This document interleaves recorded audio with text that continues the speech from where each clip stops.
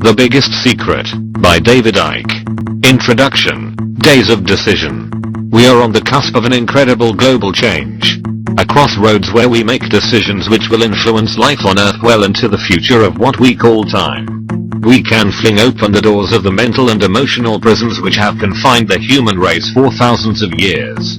Or we can allow the agents of that control to complete their agenda for the mental, emotional, spiritual and physical enslavement of every man, woman and child on the planet with a world government, army, central bank and currency, underpinned by a microchipped population.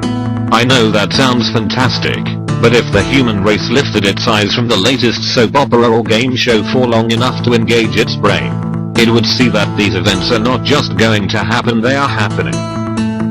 The momentum for the centralized control of global politics, business, banking, military and media is gathering pace by the hour. The microchipping of people is already being suggested and, in many cases, underway. Whenever a hidden agenda is about to be implemented, there is always the period when the hidden has to break the surface for the final push into physical reality. This is what we are seeing now in the explosion of mergers between global banking and business empires, and the speed at which political and economic control is being centralized through the European Union, the United Nations, the World Trade Organization, the Multilateral Agreement on Investment, and the stream of other globalizing bodies like the World Bank, International Monetary Fund and the G7/G8 summits. Behind this constant and coordinated centralization is a tribe of interbreeding bloodlines, which can be traced to the ancient Middle and Near East.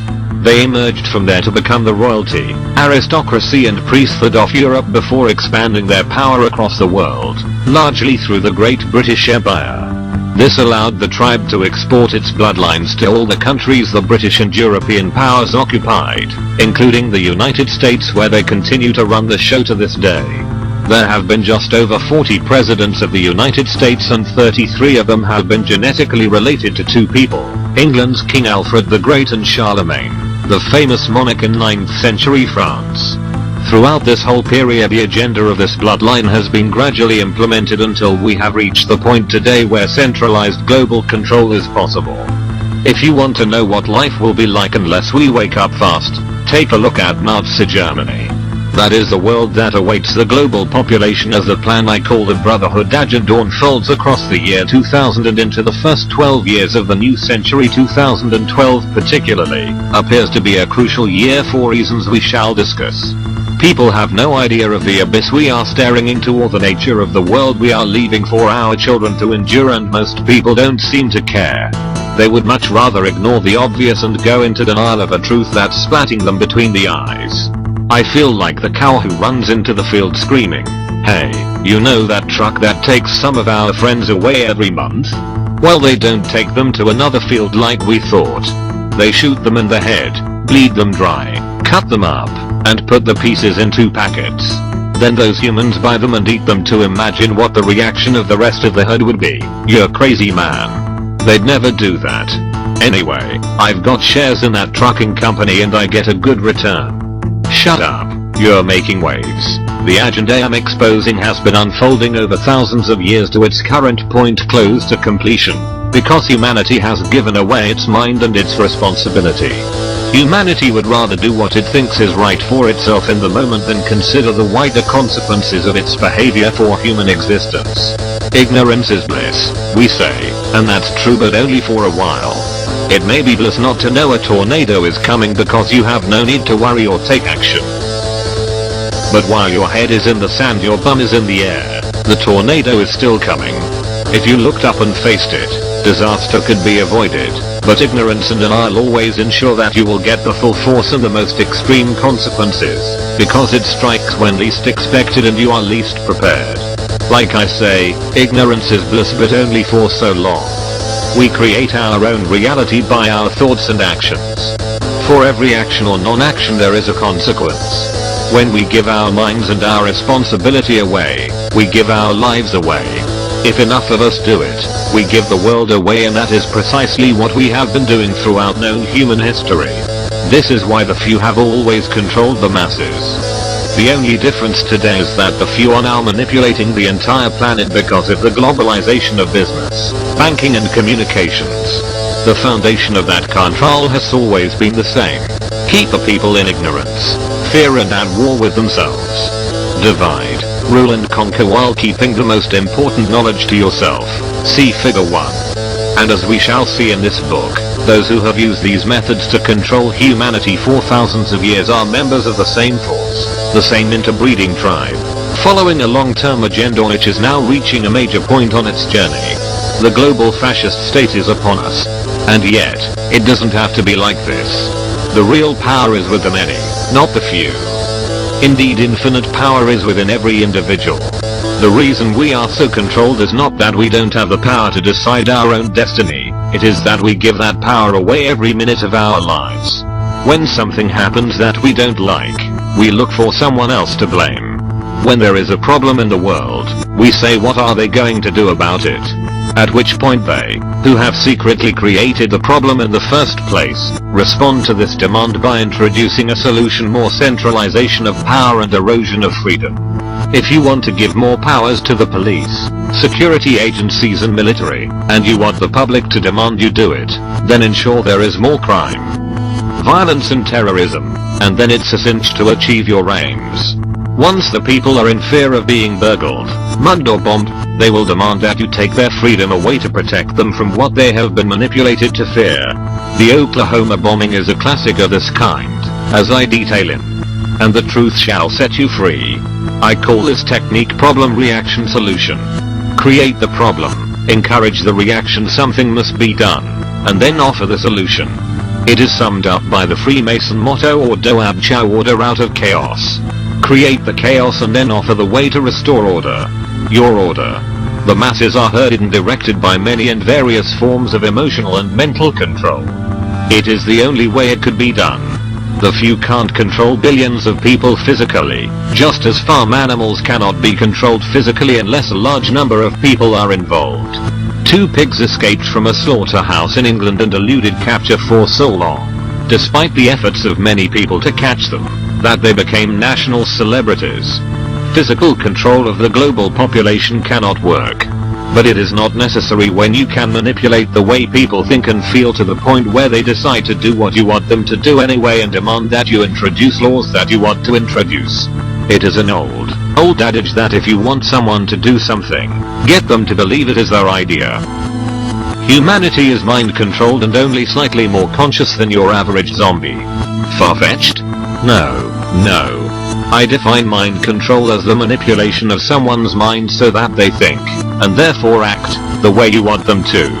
Under this definition, the question is not how many people are mind controlled, but how few are not. Everyone is to a larger or lesser extent. When you are persuaded by advertising or hyped to buy something you don't really need or want, you are being mind controlled.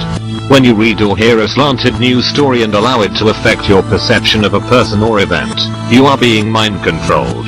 Look at the training for the armed forces. It is pure mind control. From day one you are told to take orders without question, and if some Burke in a peaked cap tells you to shoot people you have never met and know nothing about, you must shoot without question. This is the yes sir mentality, and it pervades the non-military world. Also, well, I know it's not right, but the boss told me to do it and I had no choice. No choice? We never have no choice. We have choices we would like to make and choices we would rather less like to make. But we never have no choice. To say so is another cop-out. The list of mind-manipulating techniques is endless. They want your mind because when they have that, they have you. The answer lies in taking our minds back. Thinking for ourselves and allowing others to do the same without fear of ridicule or condemnation for the crime of being different. If we don't do that, the agenda I am going to outline will be implemented. But if we do regain control of our minds and achieve mental sovereignty, the agenda cannot happen because the foundation of its existence will have been taken away. I've talked and researched in more than 20 countries and I see the same process in every one of them. Identical policies and structures are introduced in line with a global agenda, yet at the same time there is quite obviously a global awakening as more and more people hear the spiritual alarm clock and emerge from their mental and emotional slumbers. The the terrestrial trance. Which force will prevail in these millennium years to 2012? That is up to us. We create our own reality by our thoughts and actions. If we change our thoughts and actions, we will change the world. It's that simple. In this book I am going to chart the history of the interbreeding tribe of bloodlines which control the world today and reveal the true nature of the global agenda, and I would emphasize that I am exposing an agenda, not a conspiracy as such. The conspiracy comes in manipulating people and events to ensure the agenda is introduced. These conspiracies take three main forms: conspiring to remove people and organizations that are a threat to the agenda, the assassination of Diana, Princess of Wales, conspiring to put people into positions of power who will make the agenda happen. George Bush, Henry Kissinger, Tony Blair, and others, and conspiring to create events which will make the public demand the agenda is introduced through problem reaction solution, wars, terrorist bombs, economic collapses. In this way all these apparently unconnected events and manipulations become aspects of the same conspiracy, to introduce the same agenda. In the months and years that follow, every time you pick up a paper, turn on the television, or hear a speech from a political or business leader, you are going to see the information outlined here coming to pass. You already can, if you understand the scam. Look at my previous books like And the Truth Shall Set You Free, I'm Free, The Robots Rebellion, the video Turning of the Tide, and the work of other researchers over decades, and you will see that what was predicted is happening.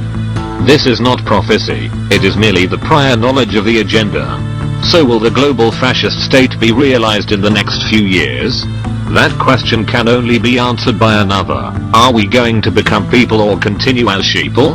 The agenda depends on the latter. Warning: there is an enormous amount of challenging information in this book. Please do not continue if you are dependent on your present belief system, or if you feel you cannot cope emotionally with what is really happening in this world. If you do choose to continue, remember there is nothing to fear. Life is forever and everything is just an experience on the road to enlightenment. Viewed from the highest level of perception, there is no good and evil, only consciousness making choices to experience all there is to experience. The astonishing events which this book exposes are in the process of coming to an end as the light of freedom dawns at last on the biggest transformation of consciousness this planet has seen in 26,000 years. It is, despite some of the information you are about to read, a wonderful time to be alive. David Icke.